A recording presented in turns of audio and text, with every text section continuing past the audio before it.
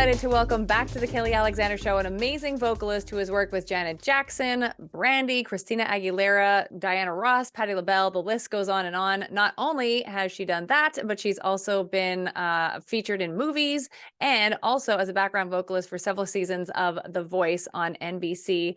Jill Zadeh, welcome back to the Kelly Alexander Show.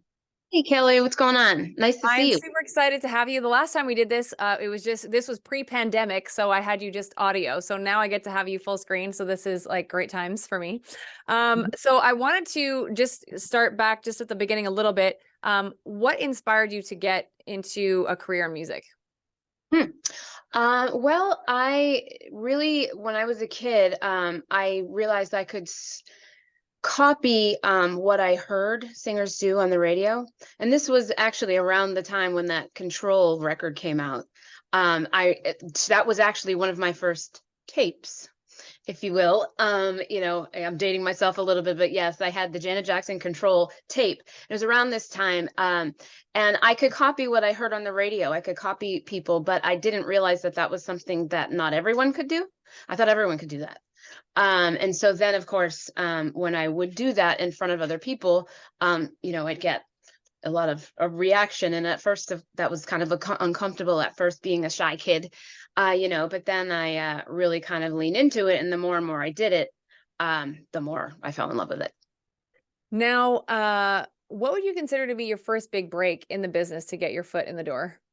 There have been a lot of, looking back at my career, there's been so many. It's like, it's hard. Like, what's that big break? I think probably Janet would be like the first major artist that I worked with closely and for quite some time, for longer tours. I had a lot of like promo tours or small, spot like one-off performances with major artists, but that was probably like the big landing, I'd say.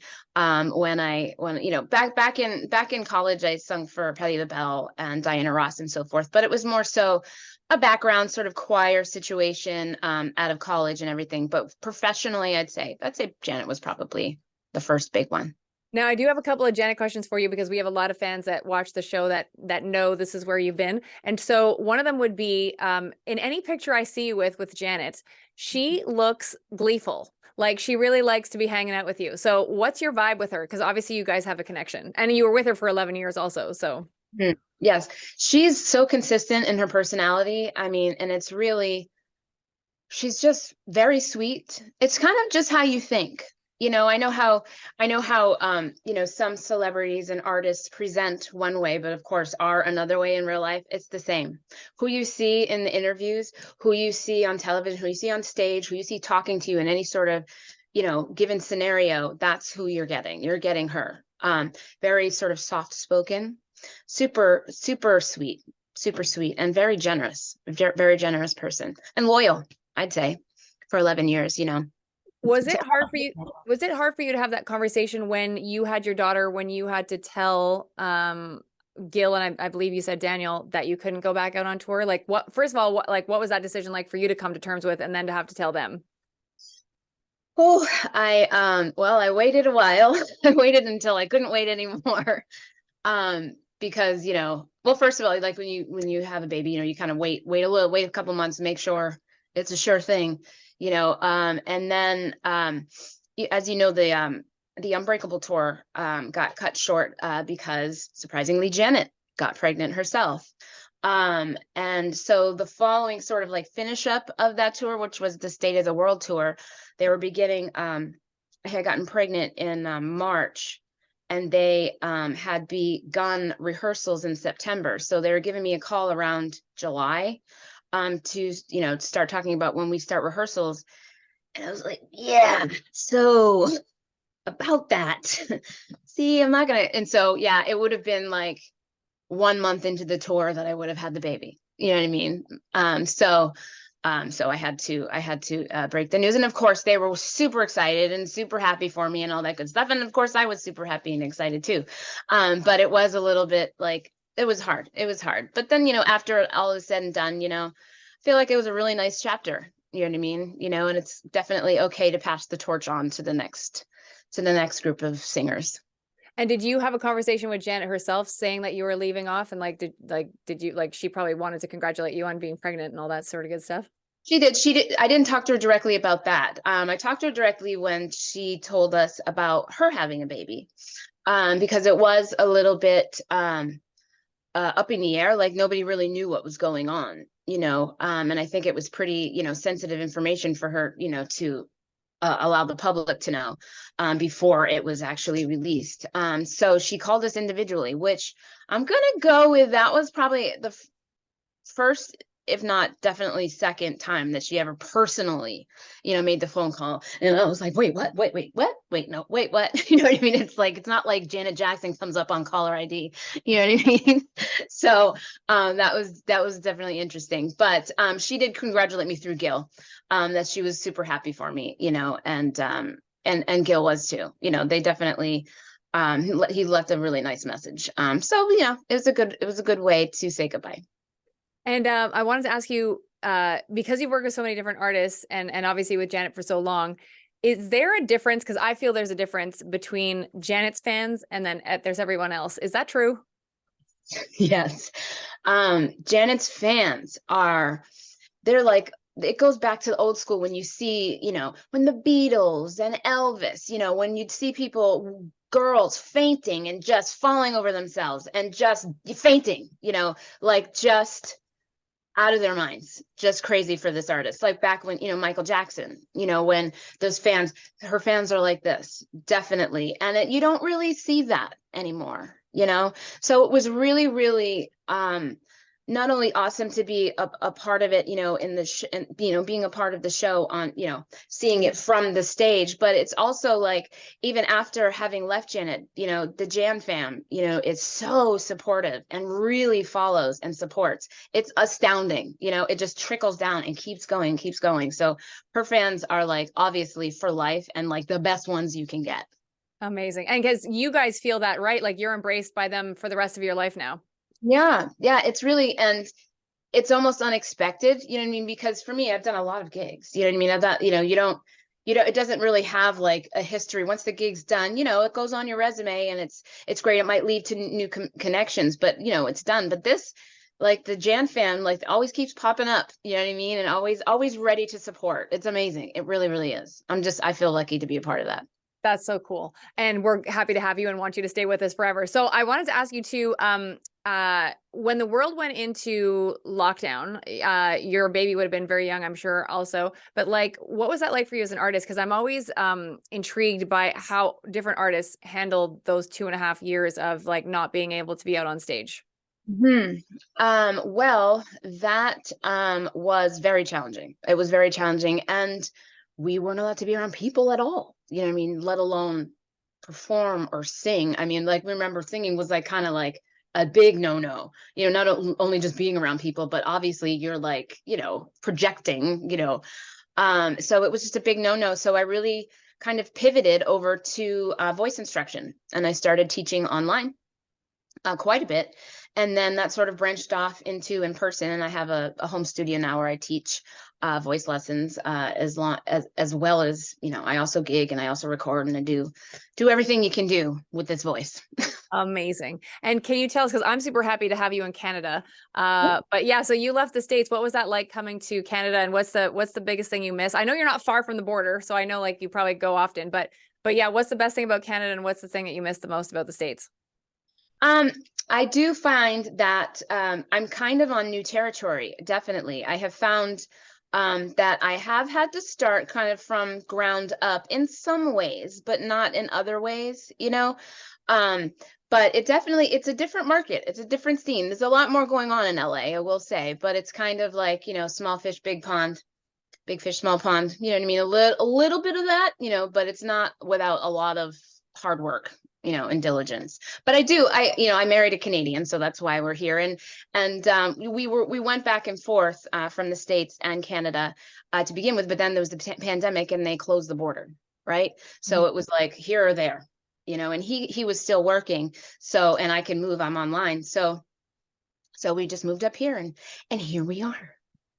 Do you think you'll ever move back to LA, Jill? I know you're from Massachusetts, but do you want to ever go back there, or you can do it remotely, I'm sure. So Yeah, I do not think I'll ever live back there. I mean, I certainly would love to go. If work takes me there, I will go. Friends, I will go for trips. But in terms of like the long-term tours, I've had to, kind of say no to a couple of things that would just take me away for a long time, you know.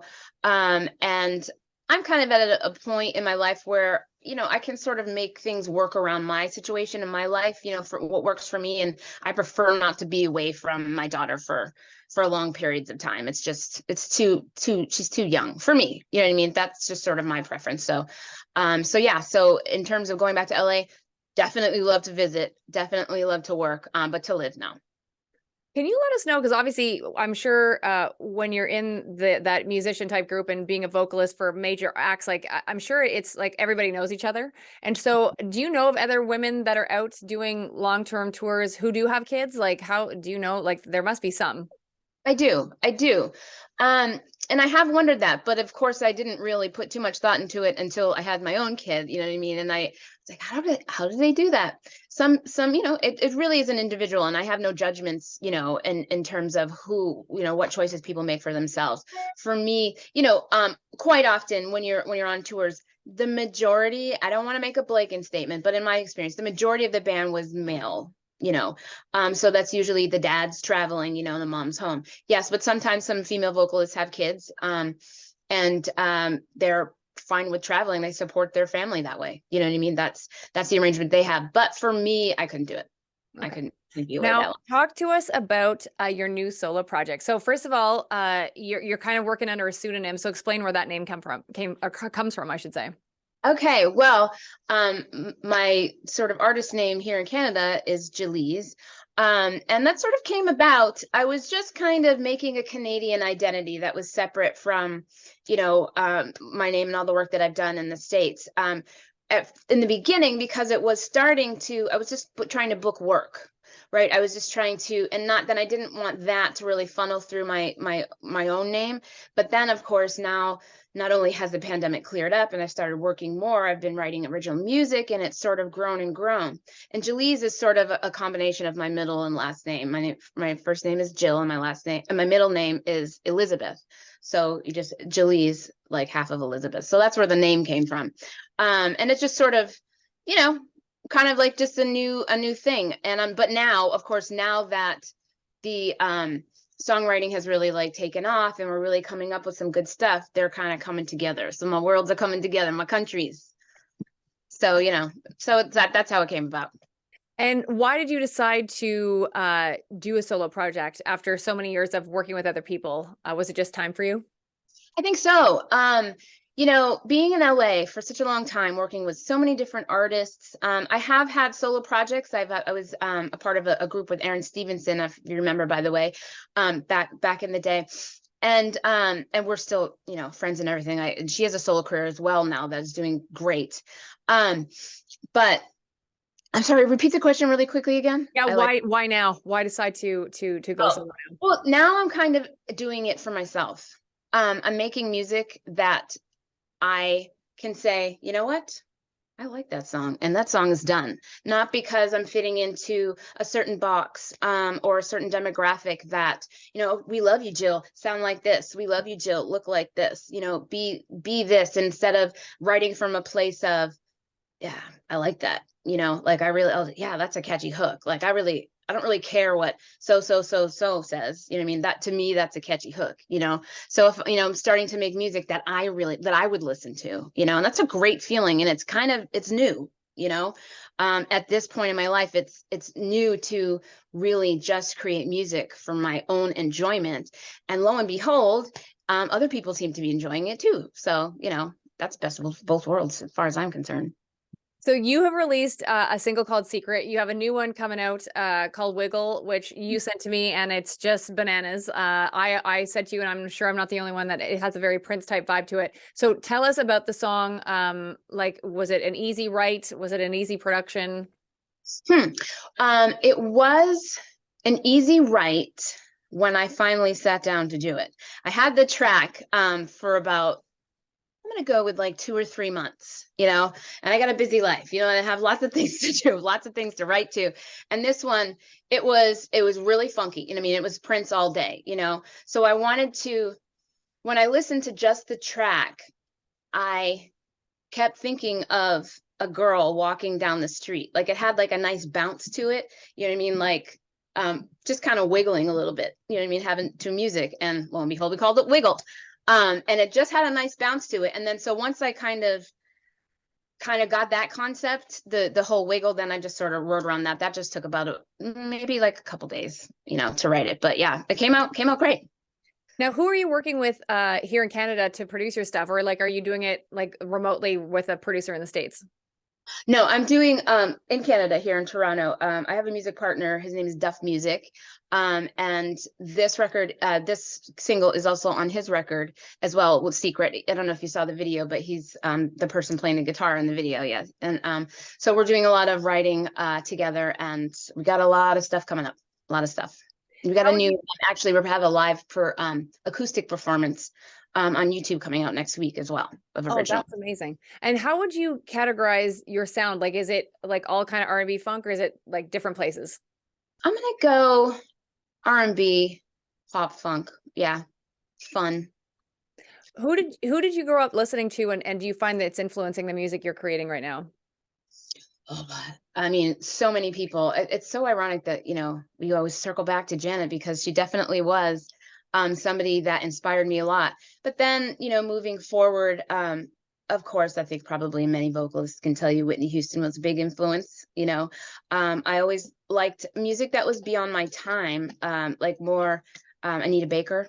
That was you know, I was in high school when I was an Anita Baker fan, and I took my dad to an Anita Baker concert because none of my peers really knew, you know, they weren't into that. You know, it was like adult contemporary when I was like 15. I was into that stuff. So those are like some really good influences, and it just really just singers. You know, right now, you know, Yeba. I don't know if you know Yeba is, but she's Yep. like my fave. She's in my rotation constantly. Amazing. And you know, I already loved you, but knowing that you love Anita Baker, that's like you and I are even more like kindred spirits. She's the jam. So now what do you hope, like what do you want your fans who are watching us now to know about where Jill is headed as Jalees, and like you know, what they can expect from you over the next 6 months to a year? You can expect a lot of new music. We're just going to be I want to put together like an entire album, and we've got about 5 songs so far, so we're just going to keep releasing and see what hits, you know, see what the fans like, and keep going in that direction. You know, it's like, again, it's sort of like an exploration process again, because this is something that I'm doing that I haven't done before. You know what I mean? Just myself. I'm usually like, you know, I'm comfortable when I have company. You know, that's why singing background for Janet and the other major artists that I have done, you know, I got my girl on my right, I got my girl on my left, like, come on, let's go, you know, let's go team, you know. So stepping out, while I've sung lead, you know, a lot in my whole life, of course, you know, most people know me for singing backgrounds, you know, and that's where I get hired work. But you know, standing out there by yourself is, you know, it's a different thing. It's a different animal. So gotta put my big girl pants on, you know. Do you think that this was a reason for you to step out, was becoming a mom? Like, do you think that played a part in you making this decision to like do this? I'm not sure that becoming a mom really has anything to do with it, but I feel like it's important for my daughter to see her mother really doing and thriving at what she does best, you know, like going to get it. You know what I mean? I'm going to get it. You know what I mean? I'm fighting for it. You know what I mean? I'm working for it, and doing it. And she loves to sing and dance too herself. So I wouldn't be surprised if you do an interview in maybe 20 years. Now, as mentioned, we have a lot of Janet fans that are watching right now, and I know that you mentioned to me that for Wiggle, you might have a surprise with some Janet dancers. Can you tell us what might be coming our way? Yes. I have a friend, Jay, who is a member of Jan Fan big time. And we kind of put our brains together. And I don't know if you remember Alex. She's one of Janet's dancers. And I don't think on this tour, but in a couple, definitely on Breakable and one before that, I think on the Up Close and Personal. Yes, she was on both of those. She's got a TikTok following. You know, these young kids these days in that TikTok, you know. So we thought of her making up a dance to Wiggle. And she said she would. So yeah, so that's in the works right now. That's sort of like, I think, the best way to go, because it is straight up a dance song. Like, you heard it, you know what I mean? It's like, it makes you want to move, you know? So I can't wait to see how that comes out. And will you be, because as we're speaking right now, you know, Janet's tour is kicking into high gear, like it's getting going. Are you going to go see it when it comes to Toronto? And is there going to be some level like you miss standing next to Janet or behind Janet? I will be going, yes. And there's always, you know what I mean? There's always a little bit of nostalgia and but it's hard to say it's bittersweet, because it doesn't hurt to watch it. It's a little bit of like, sort of just like, oh, that was so much fun, you know, but then sort of considering, oh, you know, like, I wouldn't be like, oh, I wish I could do that now, because I mean, I went on like 3+ tours and lots of promo, and, you know, it's, you know, I've been there. I've seen it. I've seen it all. You know what I mean? Like, you know, you kind of, it's amazing. You know what I mean? It's very glamorous, and it's so exciting, you know, to be a part of it. But it's okay to do something else now. You know what I mean? I'm actually really personally satisfied by the music I'm making right now. So it's a different kind of satisfaction. Amazing. And I know for fans also, you know, you three vocalists, you and Aaron and Oni, were like just such a great dream team. Can you just tell us what it was like to work with those two ladies, you know, for so long? Picture going on the road with two of your best friends, you know, tons of laughs. I had so much fun with those girls. You know, we just really, there was, you know, and that's when on these tours, of course, people are hired for their talent, you know, but you're there because you also can be around, you know, people. You know what I mean? Like, you're easy to be around, right? So not only do people are they're picked because, you know, they're great for the job, but like, you know, you have to be on a bus with them, you have to be in rehearsals with them. Like, we spend a lot of time together, you know, and it actually kind of turns into this like big bubble, you know, of, you know, it's you kind of, you lose sense of reality in a way, like that you're doing anything, like you're just kind of working, and this is your work crew, right? It's not like we're the famous artist, you know, it's just sort of the job. But yeah, it's crazy. It's crazy. It's crazy. For your songs like Wiggle, is there going to be a music video? That's in the works too. I think we're going to start with this TikTok, and then we'll see how it goes from there. We started with Secret. We have the Secret video is out, and it's available on my YouTube channel under Julie's Music. Amazing. And then going forward too, like, do you want to do like some tour dates, you know, maybe Montreal, maybe, you know, obviously you're in Toronto, so head to the States at all? Like, is that in the plans also, to just kind of do some spot dates, or even a tour? That's definitely something that's possible in the future. We're just sort of in like music making mode right now, right? Once we have a project to back up, a full project, yeah, for sure. For sure, I'll be booking in the States. It'll be all over. And I know you said you've got 5 songs right now. Do you know how many you want for the album, or do you think you're going to record like 30 and then pick your 10 or 12? I mean, that's how it usually goes. You kind of just got to write. And, you know, you got to write some bad ones to get to the good ones, you know? Amazing. I have a couple of quick questions, because I like to call this fast facts with our artists. So fast facts with Jill. And Okay. so if you could switch places with another artist or producer for one day, who would it be and why? Another artist. Right now, I know this is probably underground. I don't know if this is gonna fly, but I think right now I would like to sit beside. I would like to Dieba. Okay. Yeah. Just because for some reason I connect with her music so much that it is creepy. You know what I mean? Have you ever heard an album and you felt like somebody was writing about your thoughts, your feelings, your experiences, that it's like kind of weird? You know, I've had that sort of connection with her as an artist. I know that's not, you know, she's not a huge artist, but musically I have a lot of respect. You know, us musicians kind of have a tendency to go for the real underground, you know, the real like musicians people, you know, the people that are really musically just above and beyond. When you were on stage with Janet, what was your favorite song to perform? I think All For You. Okay, cool. Good choice. Yeah, I think it was just fun. And that's the one that always kind of, and I still have the dance moves. I can't not do them. I can't not do them. You know? That's so good. What is always in your fridge? What's always in my fridge? Diet ginger ale. That's good. Can't ever dry, eh? Yeah. Who is the coolest person in your phone apart from your family and friends that you can like call or text? You, Kelly. You're the first person that's ever said that, so I'm gonna like clip that because I appreciate that very much. Favorite board game to play? Favorite board game? My kid keeps getting me to play Candyland, though I have to say that's not my favorite board game, but that's the one I seem to be playing repeatedly these days. And now that you're in Canada, do you like are you listening to any Canadian artists? Like I know obviously we play tons of Americans up here in Canada. We do that. There's no but do you have you like delved into any Canadian music people yet? I do have to say now I have to be very careful because I don't want to, well, I'll just say this. I haven't heard anything that really has just spoken to me personally in a musical way. There's a lot of there's different kinds of music here. A lot of less mainstream. There's this thing called roots. Yeah.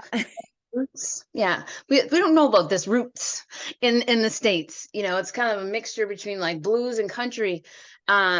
Yeah, so that's something that we don't have. But yeah, I'm kind of taking, my taste that I've always had, and bringing them with me here, seems to be. For people who don't know what it's like, which is all of us, what was it like to be a part of The Voice?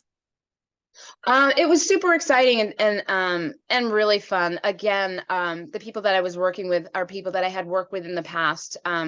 When I performed on the Billboard Music Awards, singing for Lindsay Lohan, one of the girls, Kara Britz, who that was like her first gig ever. She was like 21.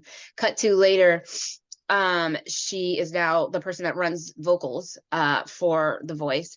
And she would have me come in, and it was very, very cool. A lot of post-production stuff.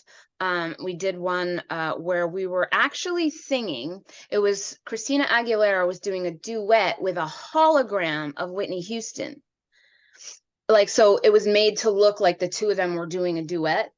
And then, there's all these, for I'm Every Woman, like this choreography. It was pretty cool. But the thing I remember the most? Tell me. They put us in these high heels and my feet were broken after that. That's what I remember. Oh my goodness. And no matter what artist it is, but tell me what your favorite like event was that you performed at, whether it was a Billboard Music Awards or what, like, was it a private show? Like, what's the coolest experience you've had, being a background vocalist for XYZ, like whoever? Monte Carlo was pretty cool. That was just,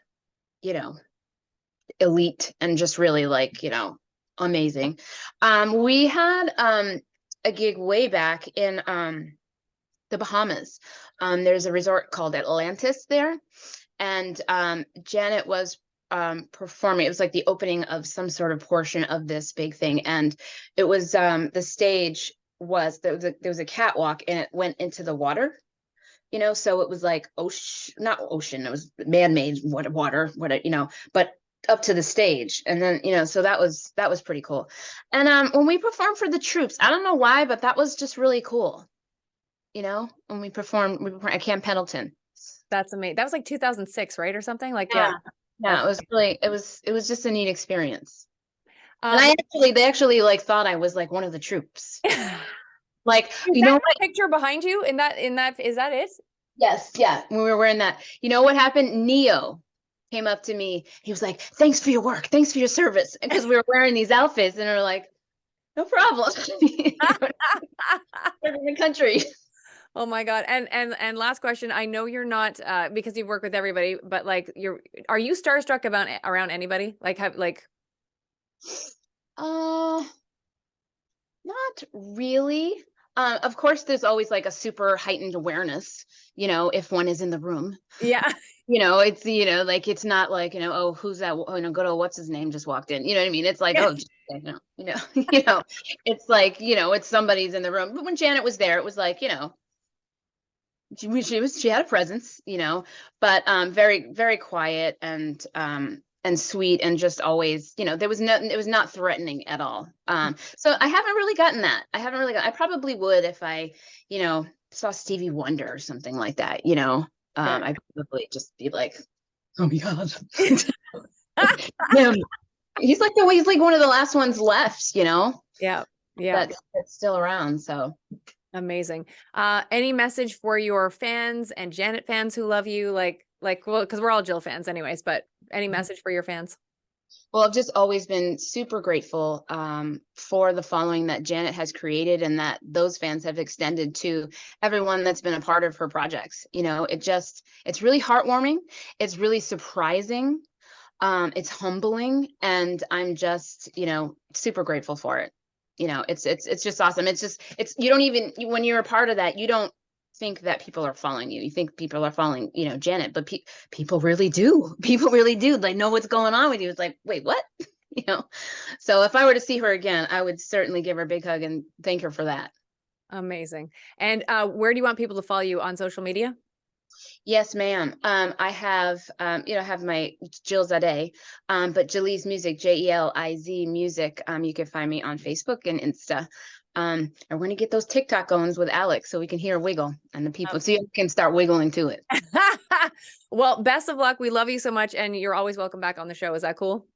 It's awesome. Always. Amazing. Thank you so much to Jill Zadeh hanging out with us again. Don't forget to follow her on Instagram at Jaliz Music. Hey, it's Kelly, and I just want to take a moment to thank you so much for all of the support that you continue to show The Kelly Alexander Show and our latest program, Just Dance, that I co-host with award-winning choreographer Tina Landon. We've been having so much fun on Just Dance, and we'd love for you to be a part of it. We've done interviews with Brian and Scott Nicholson, who work with Ariana Grande, RJ and Nick, who work with Pink and Katy Perry, Luther Brown, who works with our girl Janet Jackson, and the list goes on. And we also have many surprises coming for you in this coming year. So please sign up and join us to have lots of fun. hy.page/Kelly Alexander Show, our YouTube channel as well, youtube.com/Kelly Alexander Show, and our newsletter, which is kellyalexandershow.com/subscribe.